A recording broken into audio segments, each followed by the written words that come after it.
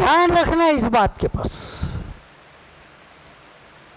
धन पर उनका भरोसा है, इसके लिए ये आनंद काल का जीवन नहीं पाएंगे। देखिए 1 तिमोथी 6:17, 1 तिमोथी चैप्टर 6 वर्स 17। इस संसार के धनवानों को आज्ञा दे कि वे अभिमानी न हो, चंचल धन पर आशा न रखे, परंतु परमेश्वर पर जो हमारे सुख के लिए सब कुछ बहुतायत से दे देता है। हालेलुया। अपने परमेश्वर पे भरोसा रखे, हमारे सुख के लिए वो सब कुछ बहुतायत से दे देता है। उसको पता है कब देना है और कब नहीं देना है, किसकी जरूरत है और किसकी नहीं है। उसके बाद नंबर 4, सफलता पर उनका घमंड, प्राइड ऑन सक्सेस। मैंने किया, मैं सफल हो गया। वचन संहिता की किताब साम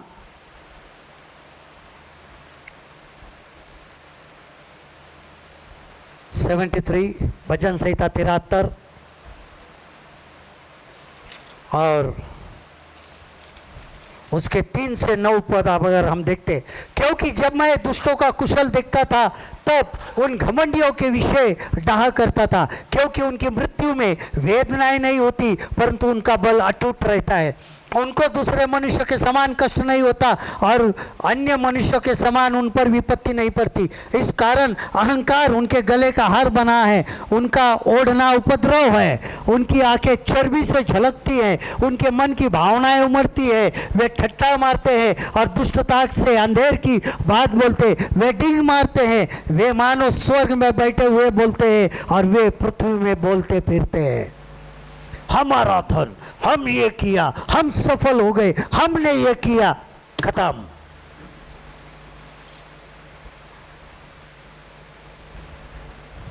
बहुत बड़े बड़े धनी लोग हैं, उन्होंने मेहनत की, लेकिन मेहनत के बाद पैसा जब आए क्या बोलने लगा, हमने किया, हमने ये किया, हमने। सोर्स किसने दिया, रास्ता किसने खोल दिया।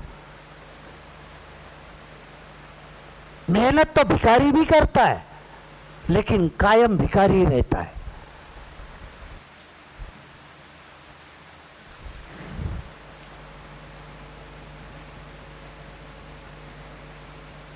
लेकिन जो सफलता सही में होती है, अगर हम पुराने नियम में देखते हैं तो वहां पे लिखा है, अगर तू मेरी आज्ञाओं को मानेगा और उसके अनुसार चलेगा तो तू हर काम में सफल होगा और तू जिस काम में हाथ डालेगा तुझे सफलता प्राप्त होगी। लेकिन थ्रू whom, किसके द्वारा, परमेश्वर के द्वारा। कोई कहता है मेरे पास बुद्धि थी, मैं सफल हो गया। बुद्धि देने वाला कौन है? बुद्धि अपने आप नहीं आ जाती है। मैंने ये किया इसके लिए सफल हो गया, लेकिन वो करने के लिए भी तुम्हारे पास ज्ञान देने वाला कौन है? सफलता पर घमंड,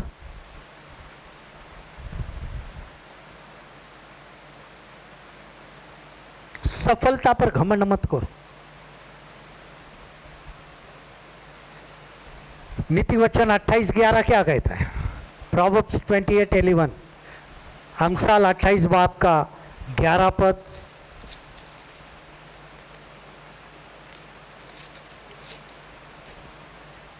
धनी पुरुष अपनी दृष्टि में बुद्धिमान होता है, परंतु समझदार कंगाल उसका मर्म समझ लेता है। Hallelujah, hallelujah.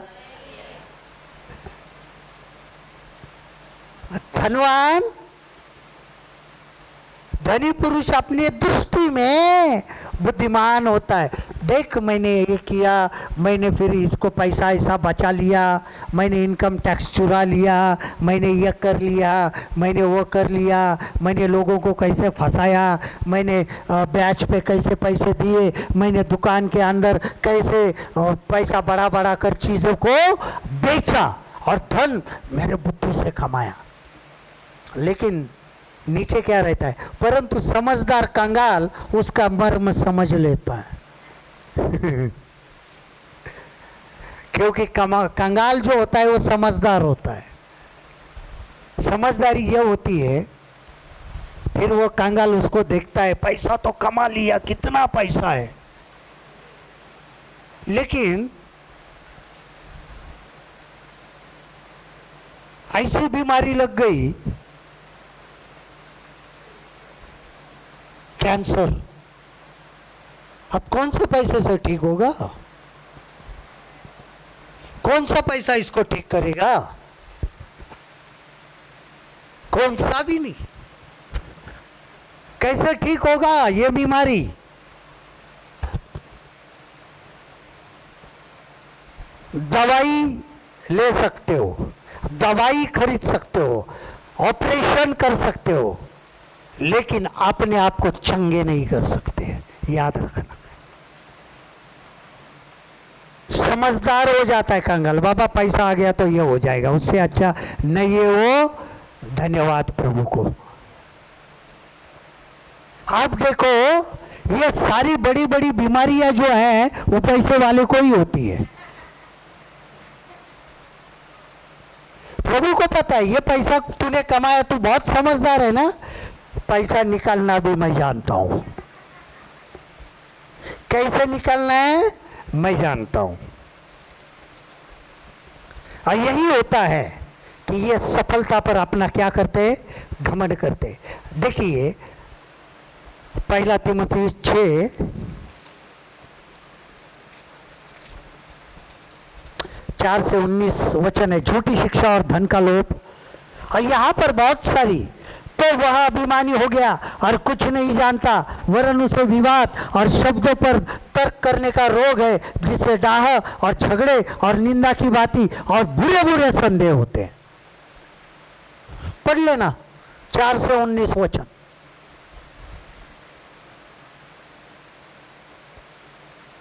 17 और 18 वचन क्या कहते हैं? इस संसार के धनवानों को आज्ञा दे दी कि वे अभिमानी ना हो और चंचल धन पर आशा न रखे, परंतु परमेश्वर पर जो हमारे सुख के लिए सब कुछ बहुतायत से देता है, वे भलाई करे और भले कामों में धनी बने और उदार और सहायता देने में तत्पर हो। बाइबल कहती है धन सारी बुराइयों की जड़ है। धन क्या है?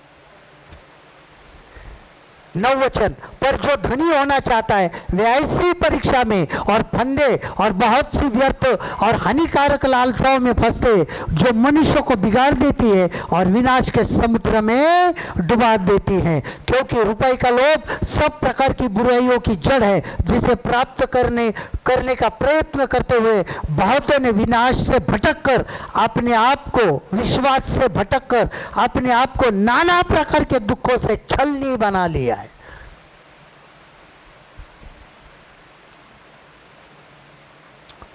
उनका घमंड उतर जाता है, उनका घमंड। टाटा के पास क्या नहीं है, अब हालत ऐसी है टाटा की, शादी तो की नहीं है, औलाद तो है ही नहीं है, धन कहाँ जाएगा?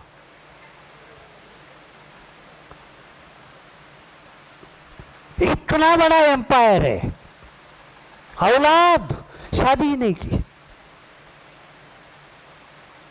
कहते कोई एक गोद लिया है, कहाँ तेरा खुद का है? कहाँ जाएगा यह धन?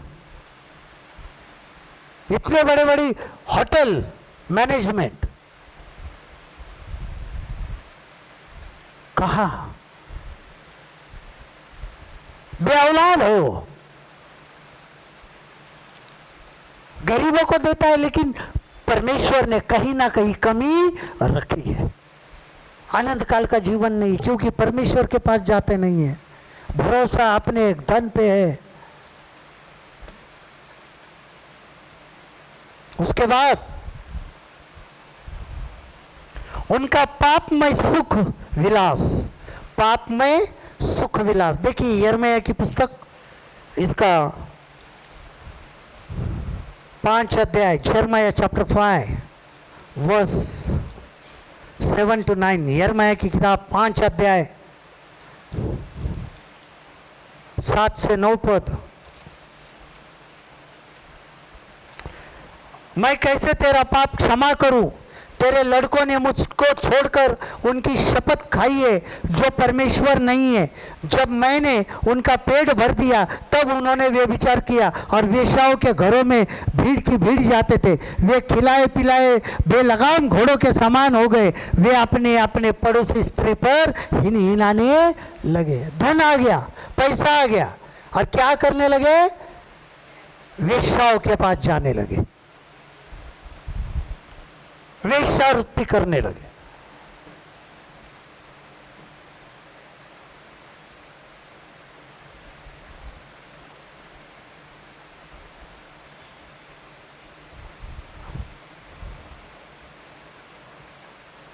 मैं ये कहता है,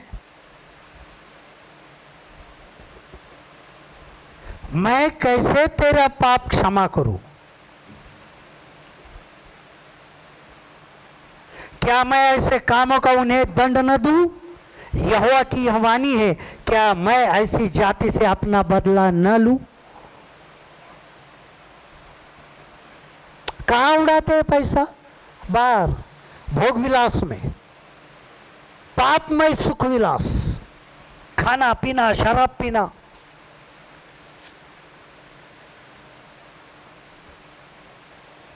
सत्ताईस से आगे अगर 32 से आप पढ़ेंगे तो आपको 31 पद तक तो आपको दिखाई देगा। जैसा पिंजरा चिड़ियों से भरा हो वैसे ही उनके घर छल से भरे रहते, उसी प्रकार वे बढ़ गए और धनी हो गए। लाओ घर में वेश्या, लाओ नचाओ।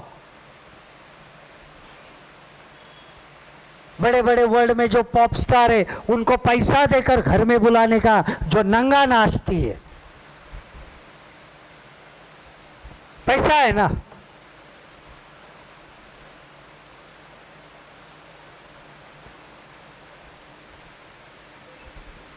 ये अनंत काल के जीवन में नहीं जा सकते।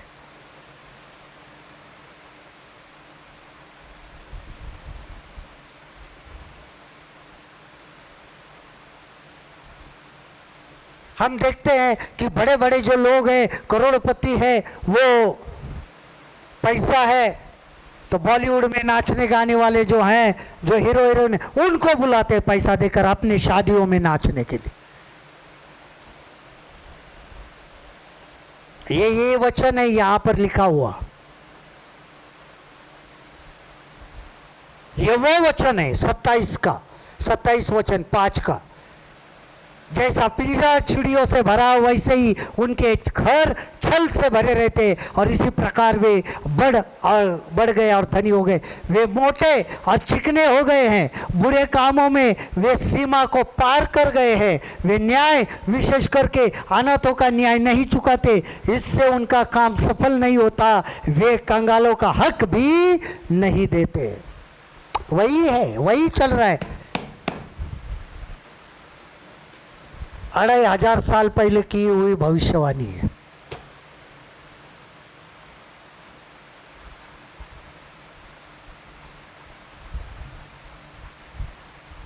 ये नहीं जाएंगे अनंत काल के जीवन।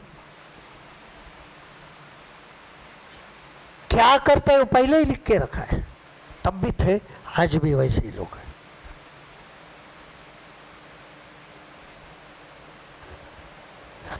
आमोस की किताब 6 अध्याय,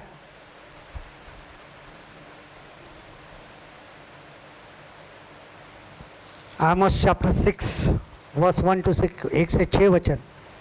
हाय उन पर जो सियोन में सुख से रहते और उन पर जो सामरिया के पर्वत पर निश्चित रहते हैं। वे जो श्रेष्ठ जाति में प्रसिद्ध है, जिनके पास इजराइल का घराना आता है। कल्ने नगर को जाकर देखो और वहाँ से हमात नामक बड़े नगर को जाओ, फिर फलिस्तियों के गत नगर को जाओ। क्या वे इन राज्यों से उत्तम है? क्या उनका देश तुम्हारे देश से कुछ बड़ा है? तुम बुरे दिन को दूर कर देते और उपद्रव की गद्दी को निकाट ले आते हो। तुम हाथी दांत के पलंगों पर लेटते हो, पहले ही बताया मैंने, अच्छे से अच्छे पलंग है, गद्दा है ना, और अपने अपने बिछौने पर पांव फैलाते सोते हो। सोने का स्टाइल भी रहता है धनवानों का।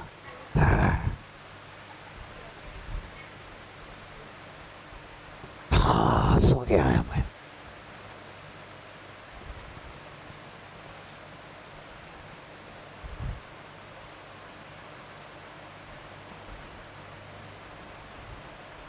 भेड़ बकरियों में से मेमने और गौशालाओं में से बछड़े खाते हो। तुम सारंगी के साथ गीत गाते और दाऊद के समान भांति भांति के बाजे बुद्धि से निकालते हो, और कटोरे में से दाख मधु पीते और उत्तम उत्तम तेल लगाते, और परंतु यूसुफ पर आने वाली विपत्ति का हाल सुनकर शोकित नहीं होते। इस कारण वे अब बंधुआई में पहले जाएंगे, और जो पांव फैलाए सोते थे उनकी विलासिता जाती रहेगी। मर गया तो सो जाग पैर फैलवा के, बता। 6x3 से ज्यादा गड्ढा मिलता नहीं, सिकुड़ कर बांध देते,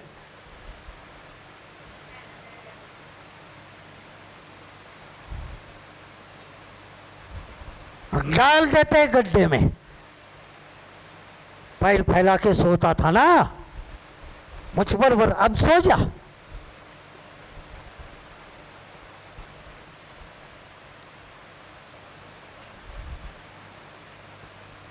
आमोस की एक ऐसी किताब है ये, जिसको लोग, जिसके ऊपर ना तो प्रचार करना पसंद करते हैं, ना उसको पढ़ना पसंद करते हैं इस किताब को।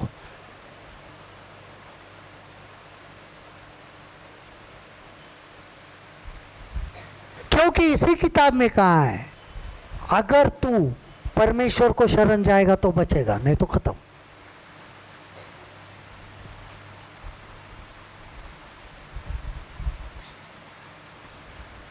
आमोस की किताब कोई पढ़ने को पसंद नहीं करता। आधे से ज्यादा लोगों को पता नहीं है आमोस नाम की किताब है।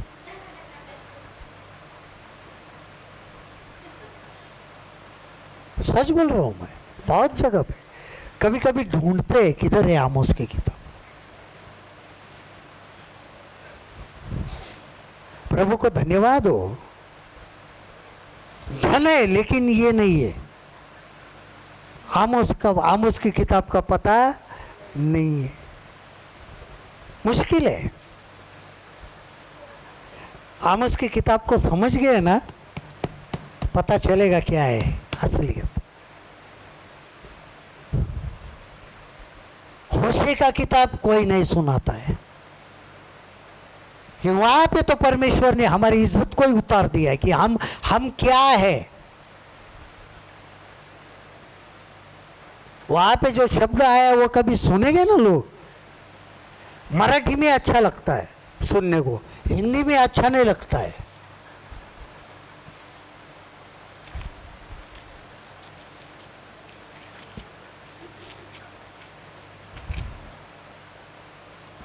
होशे 2:2 का वचन है, अपनी माता से विवाद करो, विवाद, क्योंकि वह मेरी स्त्री नहीं और न मैं उसका पति हूँ। वह अपने मुंह पर से अपने छिनालपन को और अपनी छातियों के बीच से वे विचारों को अलग करे।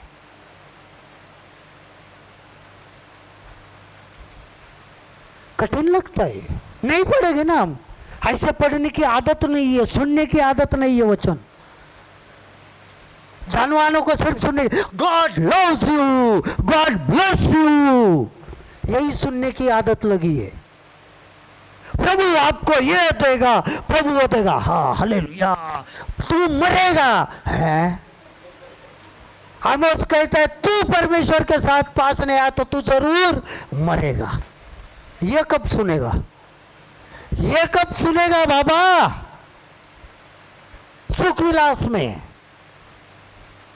उसके बाद उनका अभिमानी होना, बोस्टिंग देयर सेल्फ, यिर्मयाह 9:23, यिर्मयाह 9:23।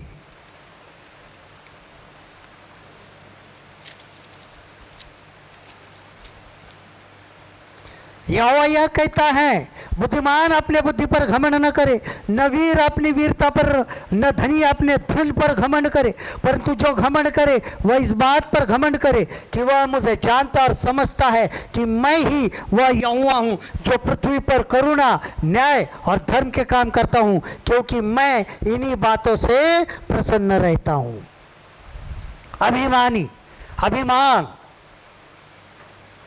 थोड़ा सा कुछ होने दो, उनका अभिमान क्या होता है?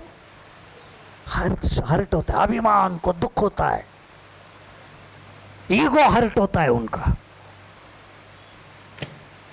कभी कोई एक कंगाल धनवान को चैलेंज दे, ईगो हर्ट होता है। आप कौन से भी धनवान को एक चैलेंज दे सकते हैं?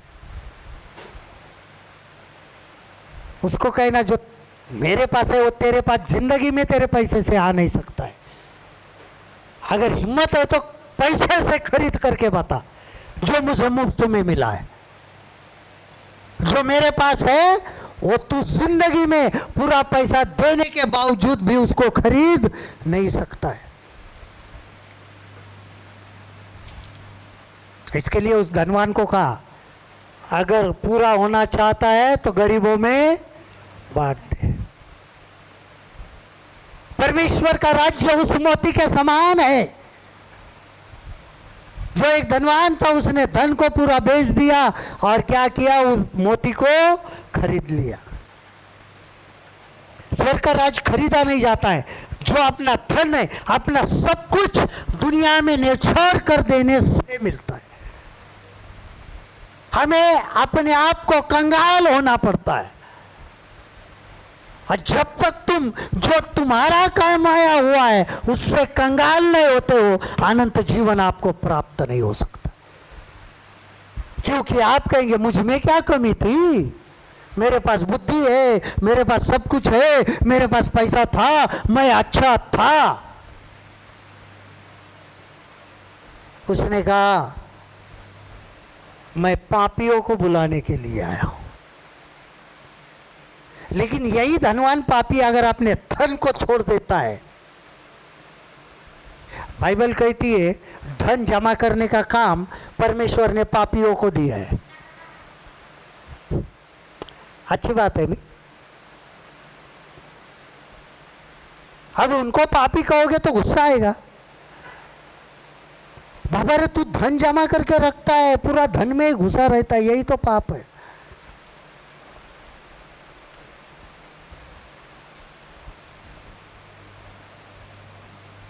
व्यवस्था विवरण 8 अध्याय 17 और 18 इस्तिस्ना 8 बाब का 17 और 18 कलाम। डिटोनॉमी चैप्टर 8 वर्स 17 एंड 18। और कहीं ऐसा ना हो कि तू सोचने लगे कि यह संपत्ति मेरे ही सामर्थ्य से और मेरी भुजबल से मुझे प्राप्त हुई, परंतु तू अपने परमेश्वर यहोवा को स्मरण रखना, क्योंकि वही है जो तुझे संपत्ति प्राप्त करने की सामर्थ्य इसलिए देता है कि जो वाचा उसने तेरे पूर्वजों से शपथ खाकर बांधी थी उसको पूरा करे, जैसा आज प्रकट है। अपने बुद्धि से मिलाइए, इस पे घमंड ना कर। तुझे कमाने की सामर्थ्य भी परमेश्वर ने दी है।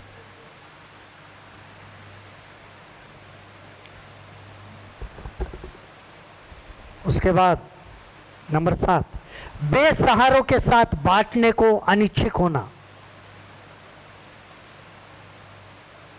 मरकुस 10 अध्याय 17 से 27 वचन हम जब देखते हैं, मार्क चैप्टर 10 वर्स 17 to 27, और यहां पर जो वचन है, धनी युवक और उसका अनंत जीवन,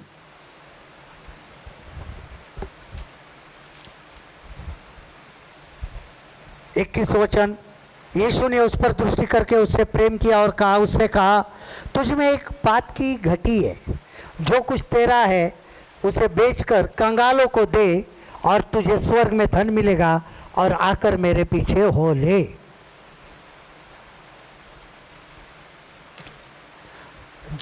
परमेश्वर के साथ चलना है तो अपने पास धन होगा भी तो भी उसका कोई मतलब नहीं रखना, उसके अंदर अपनी लालसा नहीं रखना। क्योंकि कल को अगर परमेश्वर ने कहा ए चल ये इसको दे दे, तो देने के लिए तैयार होना,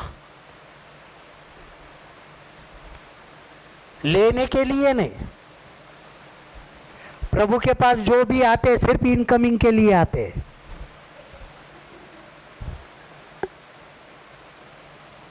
बहुत सारे लोग जो प्रभु के पास आते हैं सिर्फ उनके पास इनकमिंग डाटा है, आउटगोइंग कुछ नहीं है।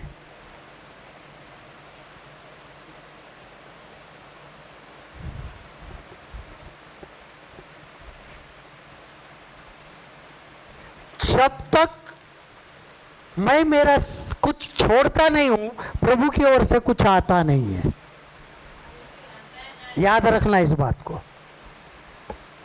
और जब प्रभु की ओर से आएगा तब मैं कहूंगा ये प्रभु ने मुझे दिया है। व्यवस्था विवरण में पढ़ा कि तू ये मत कहना कि मैंने मेरे बुद्धि से धन को कमाया, नहीं। प्रभु हमें पूरा शून्य बनाता है, शून्य कर देता है, होना भी पड़ता है। बैंक बैलेंस इतना लो कर देता है, इतना कम कर देता है, इतना कम कर देता है ना, इतना कम कर देता है।